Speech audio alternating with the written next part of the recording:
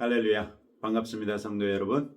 오늘 또 말씀을 사모하시는 성도 여러분들에게 하나님 우리 아버지께서 넘치는 은혜로 복 주시는 복된 시간 되시기를 주님의 이름으로 축복합니다.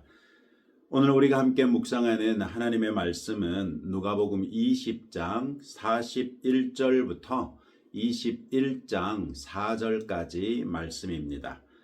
오늘의 성경에서 예수님은 시편의 말씀을 인용하시면서 자신이 메시아이심을 말씀하시고 위선을 경계하시는 한편 두 렙돈을 헌금한 과부의 믿음을 칭찬하십니다.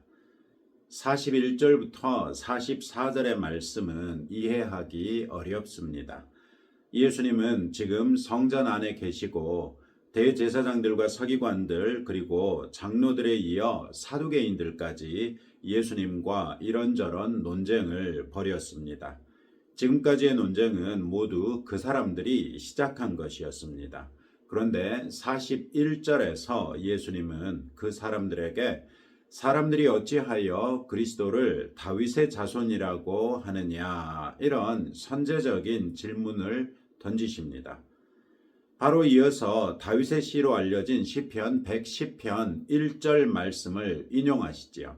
시편 110편 1절에서 다윗은 여호와께서 내 주에게 말씀하시기를 내가 내 원수들로 내 발판이 되게 하기까지 너는 내 오른쪽에 앉아 있으라 하셨도다.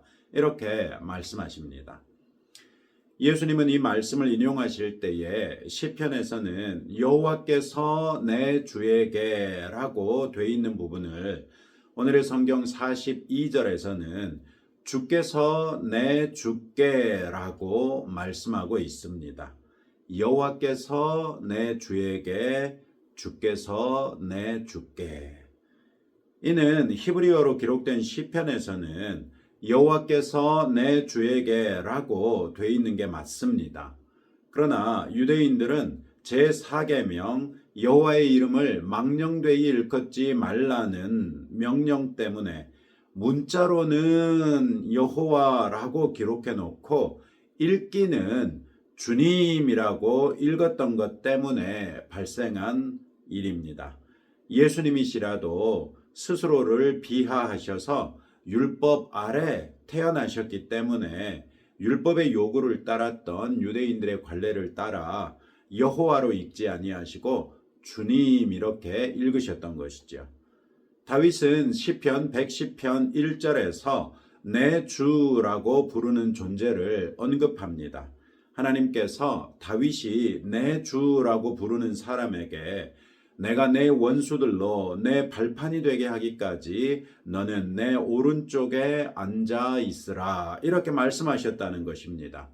히브리서 1장 13절은 이 말씀을 그대로 인용하면서 하나님께서 하신 이 말씀을 예수님께 하신 것으로 해석했고 이는 당시 유대인들의 해석에 따른 것이기도 했습니다. 메시아가 다윗의 후손이라는 것은 사무엘하 7장 12절로 16절에서 하나님께서 성전을 건축하고자 했던 다윗에게 약속하신 말씀을 따른 것입니다. 그런데 그 다윗이 하나님의 보좌 우편에 앉아 계신 메시아, 즉 유대인들이 다윗의 자손으로 이 세상에 오실 것으로 기다리고 있던 분을 향하여 내 주 이렇게 부르고 있다는 것입니다. 예수님은 바로 이것을 언급하시면서 그런즉 다윗이 그리스도를 주라 칭하였으니 어찌 그의 자손이 되겠느냐 이렇게 44절에서 말씀하십니다. 이 말씀은 그리스도 즉 메시아가 다윗의 자손이 될 수 없다는 선언입니다. 예수님이 이렇게 말씀하신 것은 당시 유대의 종교 지도자들은 메시아에 대하여 다윗의 자손이라는 점을 강조했기 때문입니다. 그 결과 메시아는 다윗처럼 세속나라의 왕이 될 것이라는 기대를 증폭시켰습니다. 그런 면에서 다윗의 자손이라는 말은 메시아에 대한 유대인의 인식을 세상 나라의 왕으로 제한시켜 버렸습니다. 그러나 예수님은 메시아로 오셨으되 세상 나라의 왕이 아니라 하나님 나라의 왕으로 오신 것 아닙니까? 예수님은 이 말씀으로써 백성이 가지고 있는 세속 나라의 왕으로서의 메시아라는 인식을 깨뜨리신 것입니다. 메시아로 오신 예수님은 세상 나라의 왕으로 오신 것이 아니라 모든 사람의 죄의 문제를 해결하여 죄와 죄책으로부터 자유케 하시고 죄를 이기며 살게 하심으로 이 땅 위에 하나님의 나라를 확장하기 위해 오신 것이지요. 바로 이 사실을 볼 수 있도록 말씀하신 것입니다. 예수님이 이 질문을 유대의 종교 지도자들과 지도층 인사들에게 던지신 것은 시사하는 바가 있습니다. 바로 그 사람들이 세상 나라의 왕으로서의 메시아라는 생각에 갇혀 있으면서 마치 소경이 소경을 인도하는 것처럼 백성에게도 자신들의 생각들을 주입시켜 왜곡된 메시아상을 갖게 했다고 지적하신 것입니다. 이 사람들은 자기들 앞에 심지어 자기들이 생각하는 메시아상에 가장 가깝게 등장하신 예수님을 보고도 로마 제국을 두려워했고 예수님으로 인해 유대가 독립하게 되면 그로 인해 자신들의 권세와 이권이 무너질 것을 두려워하여 예수님을 배척하고 있기까지 하지 않습니까? 예수님은 이 말씀을 하심으로써 당시 유대의 종교 지도자들과 지도층 인사들의 위선적인 모습을 드러내신 것이기도 합니다. 그렇다면 이 말씀이 우리에게는 어떤 교훈을 줍니까? 삼위 하나님을 우리의 생각이나 경험이나 기대로 제한하지 말아야 할 것을 말씀하시는 것입니다. 유대인들은 구약 성경에 관한 자신들의 이해의 연장선에서 메시아를 세속 나라의 하나인 새로운 이스라엘의 왕으로 제안했습니다. 우리도 우리의 생각이나 경험이나 기대 또 신학적인 입장이나 우리 자신의 성향 등등 때문에 성경의 하나님에 대한 이런저런 방식의 이해를 고집하는 경우가 있지 않습니까?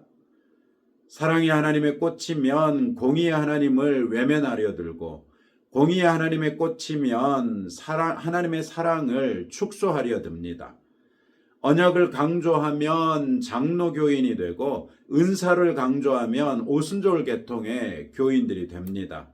하나님의 의를 강조하면 세상 가운데 공의와 정의가 강물처럼 흐르는 것을 강조하게 되면서 완성된 하나님 나라를 소망하면 자칫 이 땅에서의 우리의 삶에 대한 충분한 고찰을 도외시할 수 있게 됩니다.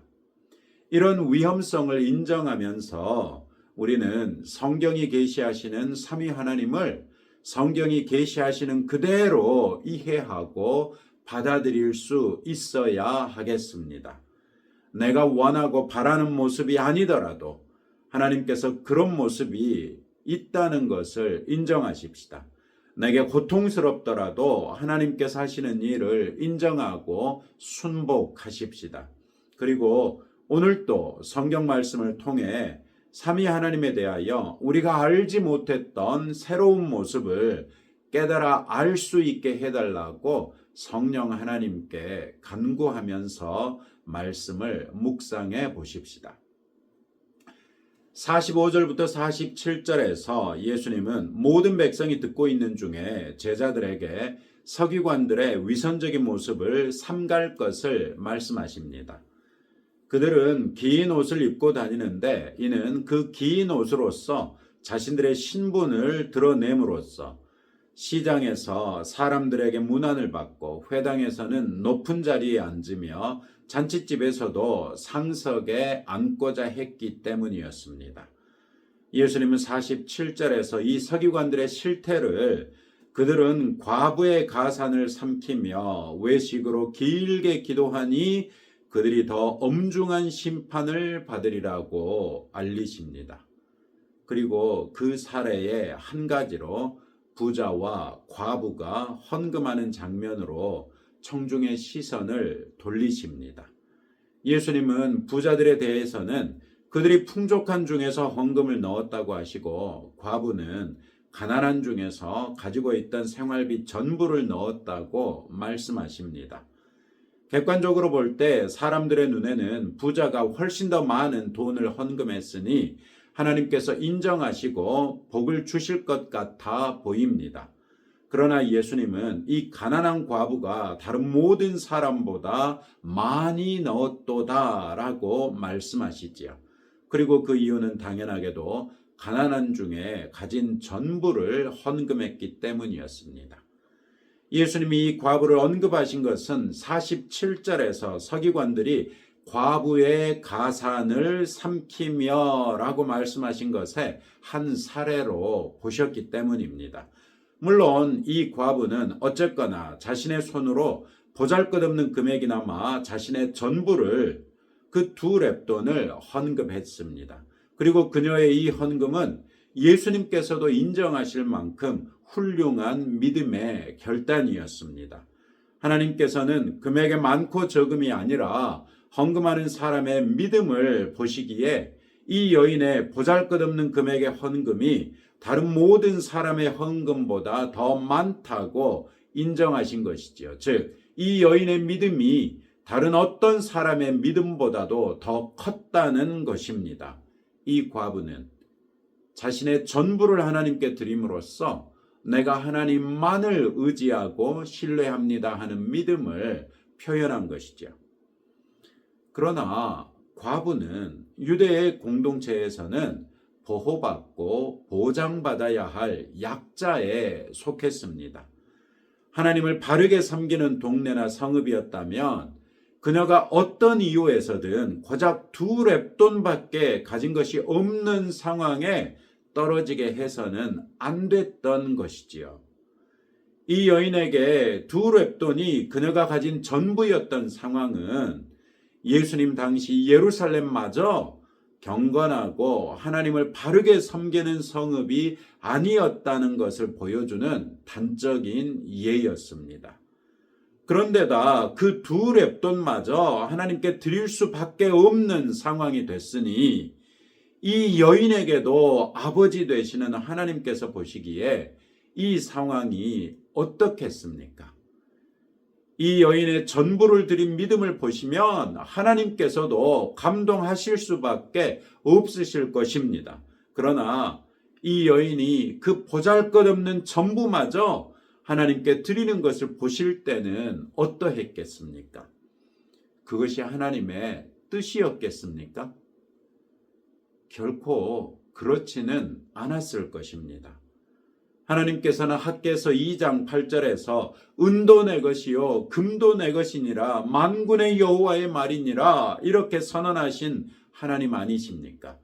하나님께서 무엇이 부족해서 이 여인의 2렙돈마저 받아야 한다는 말씀입니까? 이 여인이 2렙돈이 아니라 예루살렘 성의 부자들이 마련해 준 것까지 합하여 200렙돈 정도를 가지고 있어서 그 중에 20렙돈을 헌금했더라면 이 여인과 예루살렘 성을 향하여 하나님께서 더욱 흡족하지 않으셨을까요? 더군다나 이 여인 앞에 앞서서 헌금했던 부자들이 어떤 사람입니까? 가난한 사람들의 것을 수탈하고 빼앗아서 부자가 된 사람들이 아닙니까? 또 대제사장들과 서기관들은 어떤 사람들입니까? 과부의 가산을 삼키는 자들이 아니었습니까? 이 여인에게 2렙돈밖에 남겨주지 않은 사람들이 바로 그 사람들이니 하나님께서 그 사람들의 삶을 인정하실 수 있겠습니까? 예수님은 바로 이런 위선을 지적하시면서 제자들에게 삼갈 것을 말씀하셨던 것입니다. 먼저 이 여인의 믿음을 통해 교훈을 얻자면 설령 하나님께서 원하지 않으시고 기대하지 않으실지라도 우리는 우리의 전부를 하나님께 드릴 수 있는 믿음이 있어야 할 것입니다. 전부를 하나님께 드리는 것은 말씀드렸던 것처럼 그만큼 하나님을 신뢰하고 의지한다는 믿음의 표현이지요. 하나님께서 다윗이 성전을 짓고자 하시는 것을 요구하지도 기대하지도 않으셨던 것을 기억하시기 바랍니다. 그런 때 다윗이 하나님께 헌신했을 때 하나님께서는 다윗이 상상하지도 못했던 복으로서 갚아주셨죠. 하나님만을 전적으로 의지하고 신뢰하는 우리의 믿음은 하나님께도 감동이 되기에 부족하지 않을 것입니다. 예수님이 20장 전체에서 경계하시는 위선에 대해서 우리 스스로 경각심을 더욱 높일 필요가 있습니다. 마음과 행동이 일치하지 않을 때 우리는 그것을 위선이라고 합니다. 우리의 믿음이 겉과 속이 다르지 않은지 살핍시다. 어제 신방 중에 개인적으로 부끄러움을 느꼈던 일이 있습니다. 좁은 골목길을 운전하면서 빠져나가야 하는데 앞에 가는 스타렉스가 매우 느리게 가는 것입니다.